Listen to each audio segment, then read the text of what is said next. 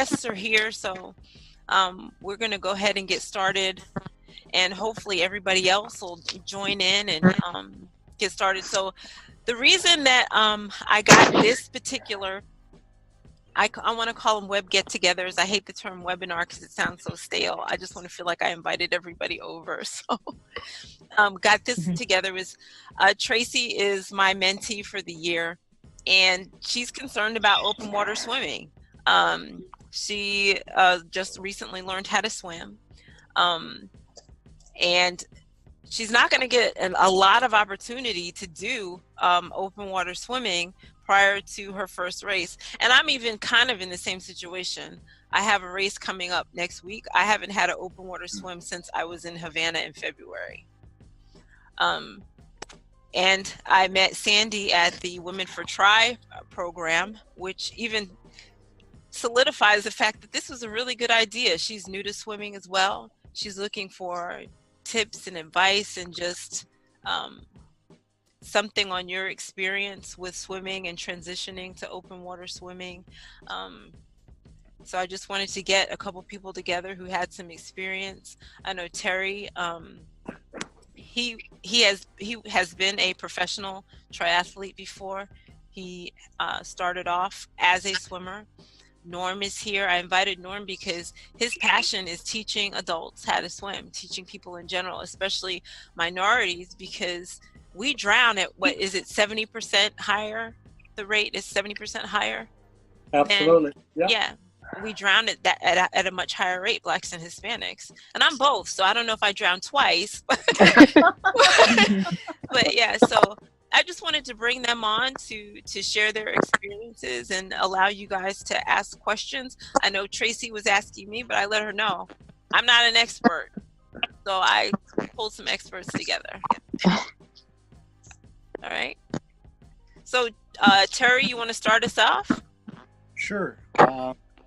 I think with open water swimming, a lot of it's mental. It's all up in your head, because a lot of it, pool swimming and open water swimming, there's not that much of a difference mentally. What I find is a lot of times it's even hard for myself to get into open water and open water. I maybe get one a year besides the races. I really don't get out there in the open water because your time gone, you can't find it. And what I find really helps is to actually get a lot of your body balance in the pool. So what I found, and I've coached other triathletes and swimmers, is if you do flip turns in the pool, that helps your body balance in open water. And by that, what I'm saying is, if you can do a flip turn, it only takes me about 20 to 30 minutes to really learn how to do a flip. But the thing is, if you go in one direction in the pool, and then you do a complete 180, flip on your back, push off underwater while blowing bubbles out your nose so you don't get water in, kicking underwater, and then resurfacing and starting your stroke again. If you do that every 20 to 30 seconds during every single swim workout, you're going to get in open water, and you're going to have such a better body connection, body balance, and you're going to feel, like nothing's going to be a problem. Where if someone bumps into you or swims over you, it's not a big deal. Or if you go for a breath and a wave hits you, it's not a big deal. So I would encourage a lot of people to start doing flip turns instead of just touching the wall and going off, because this gives you it has to do with a lot of mentality, because once you start doing flip turns in the pool, it just becomes second nature. Even after one season of doing them, the next season, it's completely like second nature. You never think about it. So for new swimmers who may be kind of intimidated by the flip turn, I've been swimming all my life, but of course I've never been a competitive swimmer. Mm-hmm. How do you, initially, are there any other things besides flip turns, or can you give them suggestions how to kind of ease into doing a flip turn or learning how to do a flip turn? Do you have a video out? Yeah. I would say you could try to do a flip turn on your own, or you can get an instructor. You know, it Mm-hmm. usually takes 20 minutes. I've taught people who are 76-year-old woman to do flip turns. I mean, it takes maybe 20 to 30 minutes and you'll get it down. If you don't want to do flip turns and you're totally against it, that's okay too. But you'll have to get more comfortable swimming, you know, more open water, more yards swimming. Then, you know, this is pretty much for the time crunched athlete. If you can do flip turns while you swim, you could actually get your body accustomed to water a lot quicker and a lot more efficient. If you don't want to do flip turns, then you got to get in the pool more often. You got to get in the pool. You got to get in the open water more often. And also, I find is one of the biggest differences to open water swimming is you're going to have a wetsuit on most likely. If you have a wetsuit on, that kind of corrects a lot of your imperfections when you swim. So your core is lifted, your whole body, your legs are lifted, so you got a perfect plane in the water. That's great. And the other thing is that you also had an added circumference around your forearms with rubber. Now, the thing is, when you're swimming in open water and you have an added circumference with rubber, your shoulders tend to get a little tired very quick. Mm-hmm. So what I encourage is actually swimming with small paddles in the pool, or something, either a pull buoy, small paddles in your hand, maybe some gloves, some web gloves, just to mimic the wetsuit kind of pull that you're going to have in open water swimming. So that'll actually develop your shoulders so they don't get as tired when you're swimming in open water. Another thing is when you swim in open water, it's good to swim with someone, you know, of course, so you don't drown. But Yeah, think. yeah. And you don't really want to swim in open water when it's just rained. Or right after a rainfall, because the thing is, the E. coli is going to be very high at that point because all the runoff is going to go right in the water, and you're going to smell it. And it's going to smell like sewage. So, and that's what it is. It's sewage in the water. Okay. So after a rainfall, try to stay away from open water. So Norm, I know you primarily work with people who are just learning. Correct. Yeah. They're really, they really had either some scary situation, some bad experience in the water, you know, something. A lot of those people come, but they never had the opportunity to swim. So that's really the clientele we're working with. Okay. So let's start from the pool. So we have two new swimmers here on the line. Tracy and Sandy. What kind of instruction do you give them starting from the pool? Let's start from the pool, because I'm a true believer in you're not going to swim well in open water unless you have good technique in the pool first.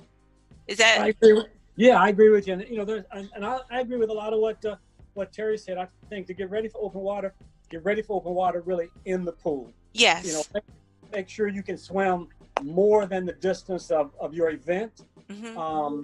I think also I have a little bit of just in the last 2 or 3 years, things happen. I'm so blessed. I'm thankful, but I have a little bit of vertigo. So I don't do flip turns, but what I have people to do is just swim lengths of the pool, but don't touch the wall. Just swim right up to the edge of the pool, okay. Stop, tread water, turn around, go back. You know, to get used to that continuous swim without having that wall to push off on. The other thing, you know, I try to tell folks getting in open water is the other triathletes, they really are not intending to bump you. Nobody is intending to bump you. So understand that some of that incidental, you know, bumping is going to happen at the very beginning of a wave. Sometimes I'll do catch-up stroke for the first 50 yards or so to make sure I've always got one hand or the other in front of me to prevent somebody from hitting me in the face or kicking me in the face, you know, when you're in those mobs. If you can swim in lanes with a couple of partners so you get the feeling of, you know, being bumped around, that's very helpful also. But the instruction that we do, back to that really quickly for adults, just starts from a very, very basic bubbling, you know, breathing out underwater, breathing in under. then they glide, then they kick, and then we start adding in a little bit of freestyle. Okay. So I try to do 20 minutes every swim session. I swim with a waist tether. Okay. Is that, what do you two think about that? I think that's very good, to having a waist tether. I mean, that's really good. A lot of times you can't find, let's say you're at a hotel and you don't have a long enough pool. That's a perfect thing to actually, I bring that along sometimes at hotels. That's a great tool to use. Okay. Yep. So, but using it on a regular basis for training I use it because it gets me in a mode where I'm swimming constantly. I'm not turning. I'm not doing anything. I'm just focused on I do lift my head to simulate sighting, but is that something you would suggest to a new swimmer to help them get used to the continuous motion? I would try using a pull buoy in between your legs, like a new swimmer. So that's going to actually, lift up your core, and actually it's going to be easier, so they don't have to worry about their legs, the kicking, keeping their legs afloat, and they could just concentrate on their upper body. So a pull buoy is actually good. And actually they have shorts called lava shorts, which are actually neoprene shorts. I have those. And those are really nice too for training purposes and a new swimmer. To wear the lava shorts and maybe a pull buoy, that's going to lift you right up just like a wetsuit would. And then all you got to do is concentrate on just above the waist. Terry, I think also with the tether, even without the pull buoy there, it forces you to kind of think about your core and think about your body position. So I think the tether is really a good training vehicle. Yeah, the tether's good. Okay. So, the inspiration for this video, Tracy. Yes. So I know you have a race coming up in May. Mm-hmm. What are your primary concerns? What are some questions that maybe you would like to ask Terry and Norm? Well, it's funny because I was wondering about that flip turn thing, because I'm always watching videos about swimming or cycling or something. Like, I'm kind of obsessed because I just really don't want to drown. So I'm just like, whatever you think would help. I mean, like, one of the things that because now my swim coach is like picking me apart, because now I can actually freestyle, and I'm having a problem with keeping my legs up, and I know that in the wetsuit it'll my legs will lift, but I'm just thinking, what can I do just to even strengthen that, because maybe one day I'll be in a race where I can't wear a wetsuit. So what can I do to keep my legs up, I guess, and I'm new to the water, so I don't. She's always telling me, feel the water, let the water work with you, and I just don't feel the water working with me. And I just want to be able to glide like I see all these other swimmers, because they're just moving through the water so effortlessly, and I'm just like kind of in one place. So I guess how to keep my legs up and how to relax. You can tell me how to do that. Try working on your kick a little more, because sometimes your kick is you might not be as strong. So I would every workout, do like maybe a couple 100 yards of just with a kickboard and kicking, and use some small fins if you want to. I would add, you might want to have your coach look at your head and your body position. Often the legs sinking are because you're trying to lift your head too much to breathe. You're pulling your whole head up out of the water. I was a devotee of total immersion swimming, and they call it pressing your buoy, ensuring that your upper body is flat in the water and that you're not gasping, because occasionally a new swimmer is going to lift his or her head up too high, which makes your body a lever. Your legs just drop to the bottom. Yeah. Okay. Hey Tracy, I would say also, no, you're not alone with those concerns you have. And I came to swimming late, so I really have no ankle flexibility, so I get really zero out of my kick. So I'm using a really light little 2B kick, but I'll go with the issue on the head position also. I really work hard to make sure I'm looking straight down most of the time, other than when I'm trying to fight a buoy. I'll also use an overlapping stroke a lot to try to, again, keep as much weight on the front with that whole, pushing your buoy in. But for me, I have to try to do balance with thinking about what's happening on the front end. Yeah. Okay. Hey Tracy. But, yeah. Hey. This is Alex. I agree with everybody else with they're saying, but one of the things I'll add to it is, I think probably the biggest culprit I see in a swim pool, I just came out of the swim pool probably about an hour ago, is I see people dragging their feet what they identified, which is a lot of times lifting the head. One of the things I give advice on, and let me tell you, this is just me. I'm not a swim coach, but I can tell you that one of the things that my swim coach used to tell me is, bring a tennis ball with you, and you can tuck the tennis ball under your chin to your neck, and that starts to create a level of awareness in terms of this space in which your head should be positioned. And that just kind of, and if you can swim with that a couple, just some laps, it just gives you an awareness of the positioning of the head. And then the biggest thing is, when you remove that tennis ball and you start doing your breathing, try to maintain what that felt like, that spatial awareness, particularly as you rotate going through the water. But once again, your swim coach will hopefully be able to help with that as well. Yeah. That's really good. Oh, that's really good advice. That positioning, because that's another thing.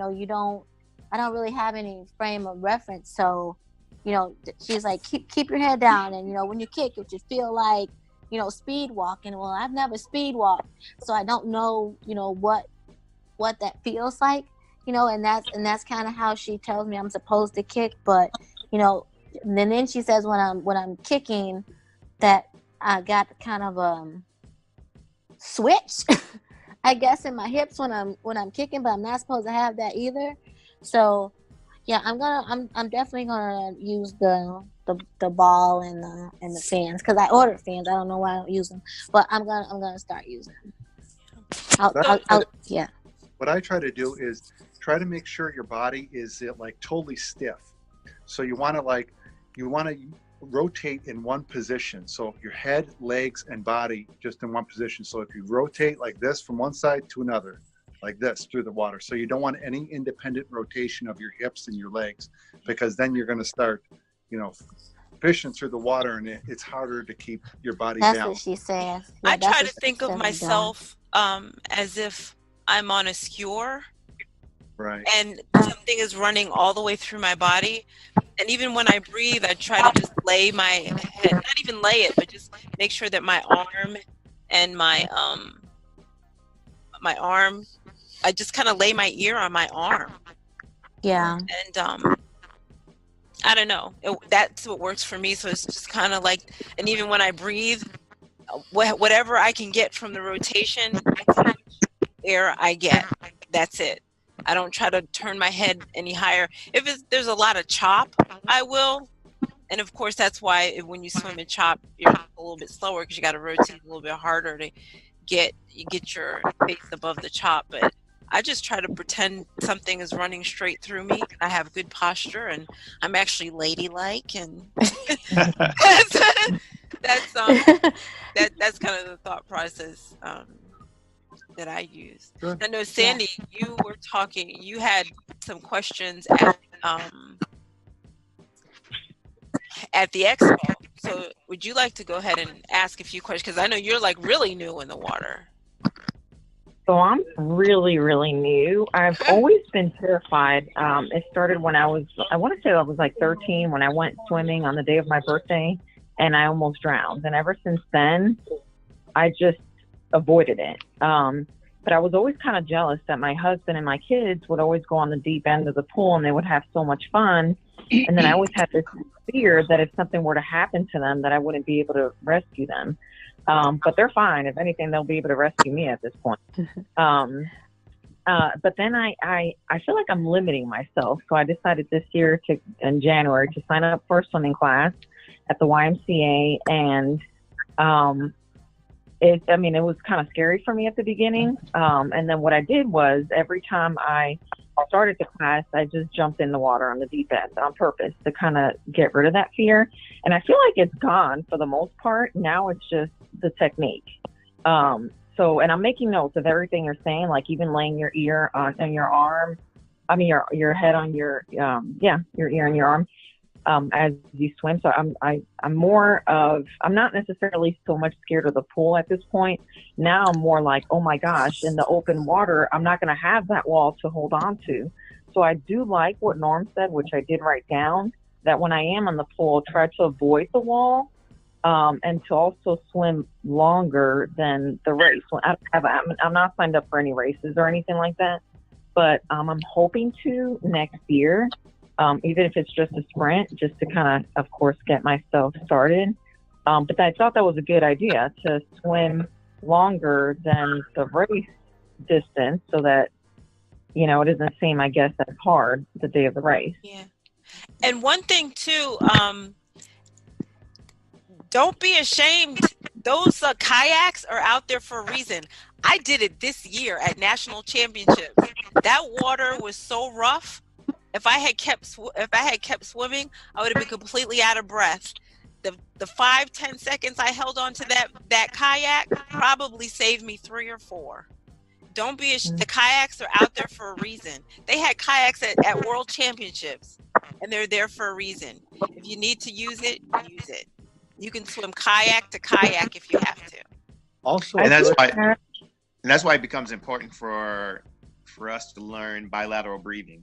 Yes. Because if you can master bilateral breathing, then what you'll discover is that depending on the current or the waves, if it's splashing you on your right hand side, then you can just breathe predominantly on your left hand side. So that's one of the benefits of doing the bilateral breathing. Yeah. Alex, we're going swimming. You just let me know. Well, one of the things that also benefits is if you learn to do like backstroke, because I always find a lot of times, let's say you're in the middle of like a wavy condition, you can't catch your breath, doesn't matter what side you breathe on. I was at Escape from Alcatraz last year, and the water was very cold, 50 degrees, and there was a lot of chop going on. And didn't matter what side I breathed on, I was getting waves. And there was so many swimmers around me. So what I did was at one point I flipped over on my back and started doing backstroke. And I still was able to keep pace with my backstroke, but yet I was able to breathe, on every breath. At will, yeah. At will. And catch my breath. I mean, I did like 5 strokes like that, and then I was able to get back into it. So learn to do backstroke in the pool, and that's actually going to help you in open water. So anytime you feel like I'm getting nervous or I can't catch my breath, just flip over on your back, and you can do backstroke, and you won't, because backstroke is actually one of the second fastest strokes, well, besides butterfly. But no one wants to do butterfly in the water. Nobody can. I don't know. But it's a lot faster than doing breaststroke or stopping completely. So if you flip over on your back, you can still keep your same pace if you lose a couple seconds, and then once you catch your breath, you can flip over. Yeah. So I find doing backstroke is actually very helpful. Yeah. I eat like that on my Ironman races because I stay hungry. So I eat a gel about halfway through, a little bit closer to the end, just so, because my heart rate goes out the roof during transition. So I get it before I get out of the water. I just keep it in there and then eat it, shove it back in, and then I flip back over. So yeah. I don't think my eat while you're swimming, Khadijah? I sure do. Oh my God. I can't imagine doing anything while I'm swimming except swimming. Yeah. That is amazing. Yeah. So I got disconnected for a second, but there was something that Terry or Norm said that's important, Tracy. And just for everybody who's starting new to this, to swimming in open water, I'm a really big advocate for a couple things that they said. One, simulating the conditions in which you might be swimming in. So you know how a lot of times people want to jump in the lane with you when you're at the swim pool? I like that because one, it really provides you with that I mean, when you're out there swimming, you're gonna have people next to you, right? So the crowding in the lane doesn't bother me. I actually welcome it. The other thing that I like to prepare for, is sometimes when I'm swimming, sometimes I'll catch a cramp. I don't know how many people in here cramp, but after a certain distance, like my legs will cramp for some odd reason. So for instance, like today, I literally just got out of the pool probably about an hour and a half ago, and I decided to swim like 7,000 meters or yards. And so as I was swimming, it goes to the second point about swimming past your distance, because 7,000 yards is beyond the 2.4 miles. So when I was swimming, my legs cramped, and I feel like there are going to be times in a swim that potentially your legs will cramp or you may swallow water, right? So if you can start to experience those things in the pool and start to deal with those things, then I think you'll be better for it when you're in the water. So for instance, for me, if I swallow water, I don't stop. Matter of fact, I stay calm, and I breathe through it, and I try not to let it startle me. The other thing is, when I cramp, I try not to panic and stop. I relax my legs as much as I can. I will flex them if the cramp is really tight, but I predominantly do a lot of arm pulling, so I'm not doing a lot of kicking. And because I'm not using my legs predominantly, I'm able to get through my cramps with no problem. So today I had both legs cramp up at the same time. Yeah. And I was probably a little over 6,000 yards into the swim. And I said to myself, okay, it's okay. Relax. It'll be okay. And as I was pulling through and I relaxed, actually about two lengths of the pool, both of the cramps had worked themselves out. So really, any of the conditions that you find yourself in inside of a swim pool, I would actually welcome them as good training opportunities. Yeah, I've started coughing in the middle of a swim, and I know everybody at the pool was kind of looking at me, but just kind of cough, try not to swallow too much water. And instead of I force myself to bilateral breathe when I'm in the pool for the entire way, but just kept breathing to one side to give myself a little bit more air, coughed it through. And yeah, I get it. You really have to do that. So Norm, I know with the new swimmers, are most of the people you work with, are they just trying to learn how to swim, or are you trying to transition them to open water, and how do you do that? Well,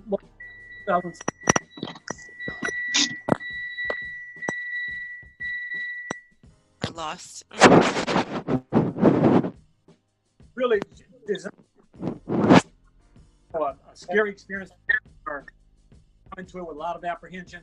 So it does verbal stations. You know, the first is just getting them in the water, maybe knee deep, waist deep, and then, as I said, blowing bubbles. And then we try to move them to the point that after 4 or 5 lessons, they're ready to move down to the lap swimming station. And there, whoever's working that will start them working on free swimming up and down, breathing on one side. What we do with bilateral, by the way, I want to jump back to that, is a lot of times seem to struggle a little bit with the rhythm. So we have people work 3 strokes on your right, then 3 strokes on your left, then 3 strokes right. So kind of go in that before having them go right, miss, left, miss, backward like that. So it's just a very slow curriculum. Is really excellent for the person who comes to the water with a lot of fear. Okay. All right.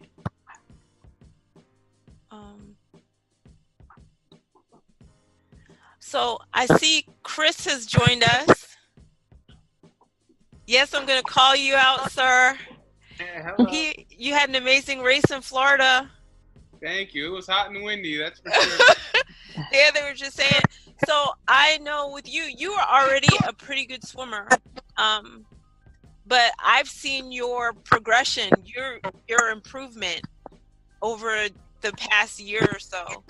So what have you been doing, and what can you share to new swimmers to kind of get accustomed to, improve, get faster, just feel more comfortable?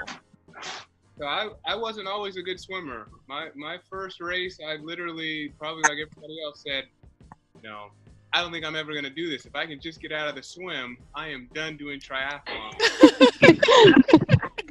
And I kind of feel better, and the run made it feel great. But I think I had a couple of different steps. I mean, I think swimming, you kind of hit little plateaus, and then you move up a little bit, and it takes a long time to kind of break through the next plateau. And I think my first big breakthrough was starting to swim with a master's group. Okay. Swimming with Dynamo, and that really helped. And let me rewind. Even after I got comfortable in the water, I still felt really uncomfortable wearing a wetsuit. And that just how tight the wetsuit was really made me feel claustrophobic, and like, you know, my lungs and my throat were closed off and I couldn't breathe. And I actually DNF'd from 2 races because of that. Oh, wow. Okay. And through that, I kind of, you know, started to have to do some mental rehearsal when I got in the water. So I would literally, I'd literally start to rub my ring as I swam, just to remind myself, like, hey, my wife's still gonna love me whether I swim. She'd consistently tell me, like, hey, you're doing this for fun, like, go easy. Like, ultimately, I think somebody said it before, but ultimately the goal is to feel calm out there. Yeah. And I needed to go to a place where I felt calm, and I just kind of had that in my head that, you know, when things got kind of that panic state, I needed to think of something that was comforting for me. So that really helped. And then I had another buddy who told me it's really easy to put your chin on your shoulder and the air will be there. So if you're comfortable just putting your chin on your shoulder, you know the air will be there, and that was definitely comforting. So those 2 things kind of got me to the comfort in the water. And then in terms of getting faster, so the master's program helped. And then starting to really do harder intervals, like understanding how fast I could swim 100 on, how fast I could swim a 50 on, how fast I could swim a 200 on, and then trying to reduce those times in interval swimming is really helpful. It's kind of like running. I mean, there's 3 in cycling. I mean, cycling is my jam. But that's the same thing. You have your long, easy, and when it says easy, you got to swim easy, even if you feel like you're not flowing. You got your intervals, and then you have those days where you do the dry land warm up. You get in and you just go. Do what, like Alex does, the 7,000 meter swim, and just try to maintain that form. Yeah. Yeah, when you realize it's all the same, just in a different venue. Yeah, what I find with workouts, I see a lot of triathletes in the pool, and a lot of them are just swimming. I see that they're just swimming long distance yards, and there's no interval. They're just going to just, you know, swim, let's say 2,500 yards or 3,000 yards. What I recommend is doing intervals. You know, and even though you could still put in that same kind of yardage, but the thing is, if you do, let's say 100 yards and you stop 20 seconds and you do another 100, what you're doing is you're reinforcing good form. So I find a lot of people, your form falls apart, let's say after 500 yards, and everything starts falling apart. It's better to stop, rest a little, and then go again than it is to keep continuing with bad form. So I find, like, what I do is I do intervals all the time. Do any kind of long swimming. Even for Ironmans, I just do hundreds pretty much. That's my staple in the pool.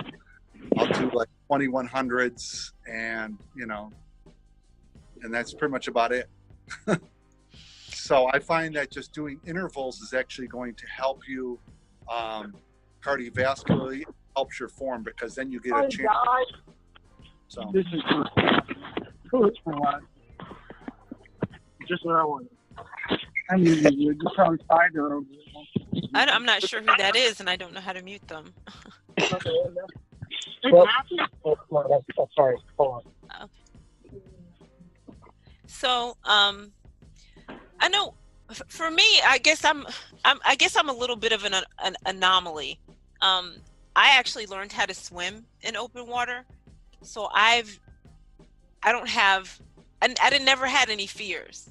Well, that's not true. In Dubai, I was afraid. That was the first time I was literally ever afraid.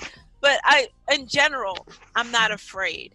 And I'm not a super fast swimmer. You've seen my times; they've ranged from, I think my PR is like 37 minutes, and that was in a relay. So I just went for broke. I didn't care if I passed out at the end of the swim.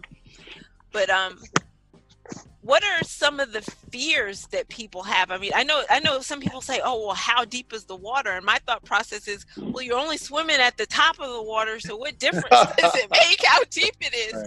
Just, I guess to help other people and to help Tracy as a mentor, what can I do? What are some of the fears that all of you have? I mean, even Chris was even explaining. I mean, he's been doing triathlons for a while now. He's obviously very good at it, and still has some inhibitions about swimming. I hate the wetsuit too, but I think that's because for a woman, I have a bigger upper body, and I spend the whole morning stretching the thing out and doing all kinds of crazy exercises. But what fears do you have, and do you have any? Do any of you who are experienced have some suggestions for them? Yeah, I have a fear, and a lot of the times my fear is going out, and not being able to catch my breath. So a lot of times I find that I have too much enthusiasm at the start of a race, and you go out too fast. And what happens is your body wants too much oxygen, and you can't get enough. So what happens is you start trying to breathe more, you can't, and you end up flipping over on your back because you went out way too fast. Okay. That's my fear, is going out too fast and, not getting enough air. Because the thing is, you got to pace. Because if you don't pace yourself, then because you can only get so much air, like you can't breathe on every stroke, unfortunately. So. Yeah, I can say that that's a fear. I guess it's not a fear of the water, so that because you have enough oxygen for your blood. So I had an inbox from Stephanie. She says that her fear is she can't see what's on the bottom and not being able to touch the bottom. And that's where when people say that to me, like I said, my response is you're only swimming at the top. And then I'm not sure. And then Derek's response is ignorance is bliss. But how do you? I don't know how to overcome that, not being able to see what's there. Does anybody have anything for that? One of the things that I hear a lot here in Florida with some of it's mine, but it's some of the lakes, like the one we swim in for the Miami Man. It's kind of, people can barely see in the water. So I hear that a lot, that water's so dark, and they're just, that may be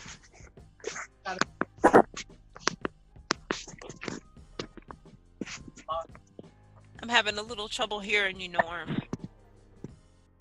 The lake's being very murky here. Okay. Like the lake, Miami Man, you've been in that lake, and you know how that can be a little murky. I hear that a lot with new triathletes here. I can't see my hand in the water. I can't see where it's so. Yeah. I don't know how to overcome that one. Khadijah? Yes. So I don't know. I have a small suggestion. Okay. Because sometimes when you want to simulate, well, I don't know if this is the same. So let me say that up front. But sometimes you're not going to be able to do anything about that, right? You just can't see the bottom. So what I've done for open water swim, or at least preparation as I'm reacclimating, is I'll close my eyes when I'm swimming, when I'm looking underneath the water, as opposed to sighting at the blue line or at the line at the bottom of the pool. There'll be times when I will close my eyes, only opening my eyes as I'm rotating up to breathe. And therefore, then I'm not relying on the lines. I'm not relying, it gives me a sense of awareness in terms of how am I swimming? Do I tend to pull to one side, or am I swimming straight? I know that's what I've dealt with. That's what I try to do to help me kind of, in my mind, say that I may not be able to see in the water that I'm swimming in. So the lake may not be clear until I'm about, there's a foot in my face. So that's one way that I've tried to deal with that. But I mean, sometimes there's just nothing you can do about it. I think what you've said is accurate, which is you're swimming at the top, and we have these fears about like what's below, or Yeah. can I possibly get tangled up in something? I think that these races have been run for so long that any of those potential obstacles or fears, they probably have kind of thought those things through, and it's probably some level of a fear that maybe is not born in like the reality, like nothing's going to snag your leg and pull you down. Yeah. More than likely, and what's on the bottom is more than likely you're not going to be able to touch anyway. Yeah. And you don't want to. So that's all I have. I know in Augusta, there's this stuff. I guess it's, I don't know, river grass or something. Sure. I didn't know. I went to the practice swim and saw it and freaked out. So I do know one, if you can, sometimes they don't have it. If they have a practice swim, go and see what's out there.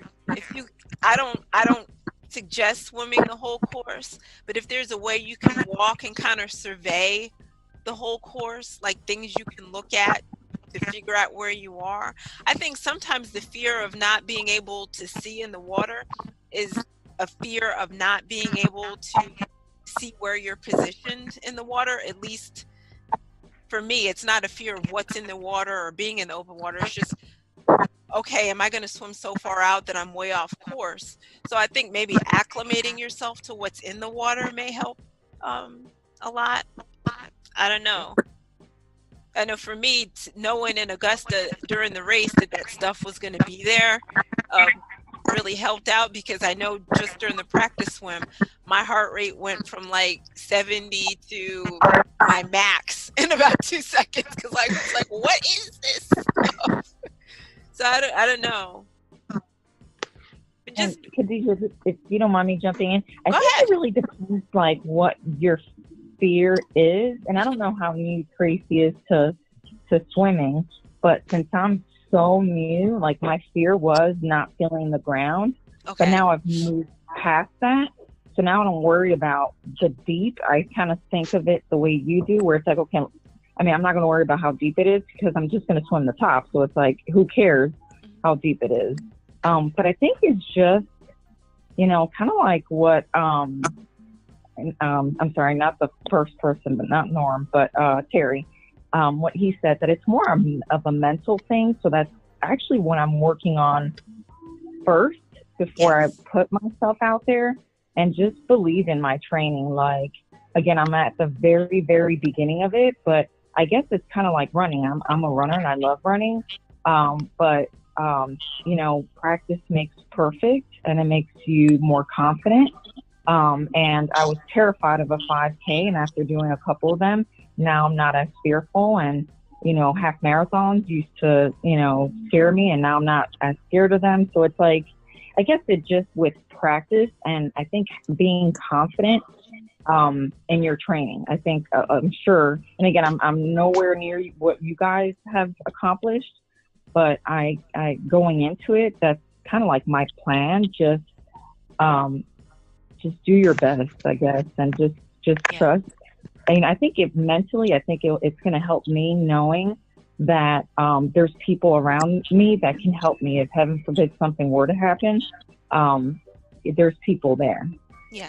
So just knowing that also makes a big difference for me, or will, I'm sure, make a big difference for me.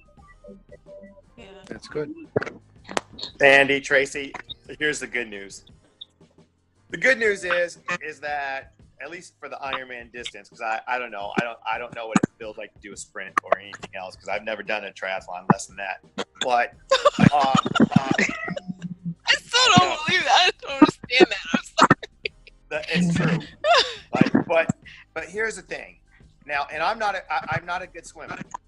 My times are somewhere. Matter of fact, I time trialed myself today, and I think I did that 2.5 miles like in an hour and 29 minutes.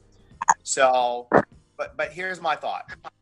the swim for me has become like the least of my worries when I go out for Ironman Day. And the biggest thing, I think Norm said this, and maybe Terry touched on this, which is the biggest thing to remember is your form. When I'm out there, one of the things I keep my mind on is my form. Through the entire race, I'm thinking about my form. I'm thinking about my, like Khadijah was modeling how she, you know, like she had her arm out and she was stretching it. I'm thinking about my how long can I get? And then my pull, I'm thinking about my, you know, the positioning of my head. I don't want to drop my legs. I think about all of those things during the course of the race, because I already know in any of the disciplines, when you're tired, the biggest thing that goes first is your form. Yeah. And in particular with swimming, when your form is off and you're swimming, you become incredibly inefficient. And so if you can remember to focus on your form, stay relaxed. Terry was talking about when you go out there and you lose your breath because of that, like that adrenaline, and you go out too fast. When I did my very first triathlon in Louisville, that happened. I actually stopped and started dog paddling because I was so out of breath and I was breathing so fast. And I just tell myself, relax, you can do this. And I started swimming again. I said, relax, remember your form. And ever since then, that is the thing that I do to get me through. And I think you'll see as you gain more experience in the water, and Tracy, I'll see you in the water. So as you get more experience in the water and get these behind you, you'll become more comfortable, and swim won't be as frightening as it is today. Okay. Yeah, because when he's absolutely right. When your form falls apart, then everything becomes that much more harder, and then it affects you mentally, like twofold. So what I try to do in the pool is, and in open water, and even during the race, I will concentrate, just like he said, form the whole time. So your form is key to your practice and in the race. So concentrate on that at all times. Do we have any non-swimmers on this call? I mean, somebody who hasn't even started swim lessons yet, that maybe has some questions about even just how to get started. I know we have a couple of people on that aren't even on video. There's actually 20 people on, which is really, really cool. I'm excited. I have 20 people in my living room. So is there anybody who's a non-swimmer who just wants to jump in and ask some questions about just even how to get started? Khadijah, do you have a professional black drop in the background or something like that? You're like in a studio. In my house? Yeah, look at you. If you only knew. If you only knew. Okay, this is, I'll explain to everybody where I'm at. This is my basement. This is my hangout spot for me and my kids. So, and I started doing triathlons. I told my brother, I was like, look, I hate, being stuck in the basement and I'm away from the kids. So he came and helped me finish my basement. Literally, me and my brother did this together. This is a sitting area back here for my kids. We have a little TV. And right over here is the pain cave. My bike and my treadmill are over there. And I have a desk because I work from home sometimes. So this is the desk where I do my work. This is just it. This is the hangout spot. At any given time, there's a gang load of kids playing video games and doing homework, and I'm over there running, saying, "Stop touching each other! Stop it!" But see, you must be sitting in the dark because all we can see is just like your person, and then everything else behind you is black. Oh no! It's, I don't know if you can see more. They went upstairs, but yeah, there's a little sofa over there. There you go. Yeah. Some of my daughter's artwork. She's one of my daughters in college. That's her artwork over there. Yeah, it's just, yeah. No, it's just a homemade basement. Well, I would say, this is a little off subject, but people learning to swim. My two kids were the worst swimmers ever. They failed every beginner swim lesson that were given to them. They did not have my ability at all. So I put them in 3 different types of lessons. They failed them all. The instructor said they can't be taught. They stink like rock. And I tried teaching them, and it wouldn't work. So what I did was I said, okay, you're going to learn how to swim. I just put them in the water. I just said, you're going to be in the water almost every day. I had them in the water for almost a year by themselves, just swimming around, and they eventually learned how to swim. So I think it's just time in the water. Yeah. Well, your body will learn by itself, even without instruction. So the more time you spend in the water, the better you will be. Yeah. So, and I think not pushing them either. My daughter Aaliyah, she loves being in the water, and some days we swim laps. She'll go back and forth, and then some days she goes. Where we go to swim. There's a kids' water playground.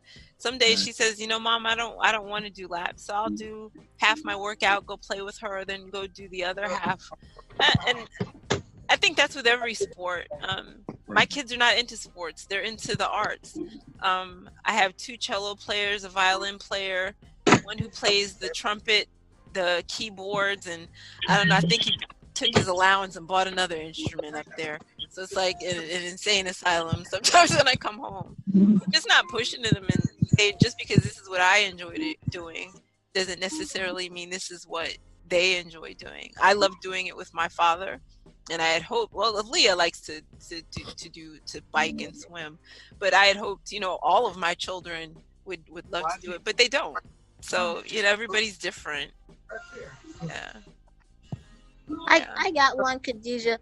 What about, and this is another thing that makes me nervous with breathing, is getting in the cold water and having my breath taken away, or getting shocked when I get in the water. What do I, and I've watched the videos, you hit your feet and you splash. Will I be able to do that before the race, splash water in my face and get acclimated to the water and all that? Some of them you can, and some of them you can't. I know Chris is shaking his head because in South Africa, they didn't let us get in, and that water was cold. Just like Kathy. Yeah, it's, and you know what? That is a fear of mine, because the first time I swam in really cold water, I didn't realize how cold was, and it did kind of shock my system. What I did was, the first part, I just slowed down and let myself warm up a little bit. But if you can, try to get a little water in your suit and try to work that water around and warm yourself up. But yeah, I hate the cold. So do you have any suggestions, Chris, on that one? So yeah, I was actually shaking my head because I was thinking about Escape from Alcatraz. You literally, there's nothing you can do. You jump in off a boat and it's just full body, just everywhere cold. But so I will say one thing. I used to train up there, and the more that you're in cold water, the more your body adapts to it. It doesn't become such a shock. You really do end up getting used to it. So if you can go swim open water in the cold earlier, even cold showers can help. But just getting your body acclimated to cold water on your skin can make a big difference. Wearing two hats, if you don't have a neoprene hat, I wore a neoprene hat in South Africa. Okay. If you don't have one of those, wearing 2 swim caps will kind of help keep you a little bit warmer. Those would be the big tips. I think you can wear booties, and I think you can wear booties legally, but you're disqualified from being eligible for awards. It has to be below a certain temperature, and I'd be lying if I said I knew what that temperature was. Yeah. Yeah. So some of those things will help ease the bite, but the biggest thing is just, getting in cold water prior to the race, at least a week or so, getting your body acclimated to it. Nikki is on the line, and she had a good suggestion too, that if you have a bottle of water and that you can't get in the water prior to the race, go ahead and pour the water in your wetsuit in advance and start having, I know it sounds silly to add water to your wetsuit, but having that, it's almost like an insulator, adding a little bit of water in there and getting that warm water in there, especially in your chest area, which is gonna, when it hits you the hardest with the cold water. I've never tried that, but it's, I mean, I do know putting the water in there helps. So if you have a bottle of water, I don't see how that would be any different. So is it cold the whole time, or does your body eventually adjust? Like, I mean, I know it's not as cold, but is it still cold? It depends. Yeah, you'll either get numb. The water temperature doesn't change. Wrong answer. Wrong answer. Nix on the numb. But Tracy, you probably don't have to worry about that unless you're swimming in like the ocean or something like that. Like most of the bodies of water that, like the lakes and things like that, I mean, aren't going to be terribly, terribly bad. I mean, I don't know. I've seen that. Like I've jumped into Lake Michigan before and then done a swim, and I only had on shorts and I didn't have on any type of wetsuit, and I was able to get a mile out of it, and it was like super frigid cold, and I wouldn't advise it, but I think when you're in your wetsuit, for the most part, I don't know. I've found that I've become acclimated to it, and the good thing is, Tracy, is that nobody suggested that you pee in your wetsuit. So I was not going to be the first. Thank you very much. I was not going to be and that's funny because everybody laughs because if I sell a wetsuit or a bike seat, I always indicate it's a non-pee. I won't sell anything I peed on, but I always make it clear this is not a peed on item. So that is so funny. Yeah, but I don't. We are over the time, and I want to make sure that I keep these as concise as possible, so that it doesn't take up everyone's evening. But does anybody have any last minute questions?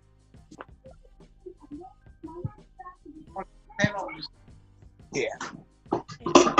So I want to thank everybody for coming to this one. I was thrilled by the response from everyone coming out. I know open water swimming for most triathletes is the big fear, and I want to thank Terry and Norm, who responded almost immediately to say that they would come and share their experience and their experiences. I really appreciate it. I have so much respect for Norm.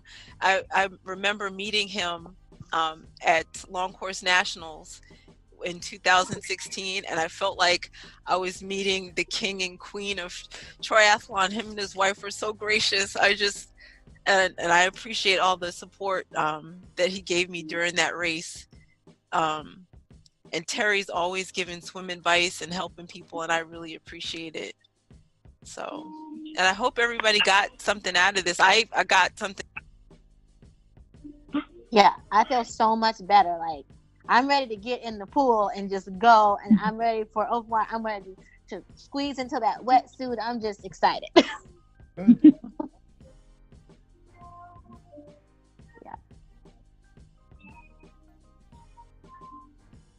Thank you for the invite, Khadijah. Yes, thank you, Khadijah. Yeah.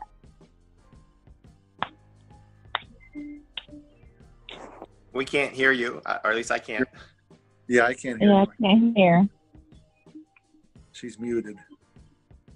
She's trying to mute and unmute herself. Yeah, Norm and Terry, thank you guys for. Can you hear me now? Yeah. We can hear you now. Okay, there we go. I was telling Tracy that my goal as a mentor is that after she learns how to swim, and next year when she starts getting into her racing, that she'll be waiting for me at the finish line. So that's my goal as a mentor. I'll feel like I've done my job at that point. So there you go. Yeah. Very good.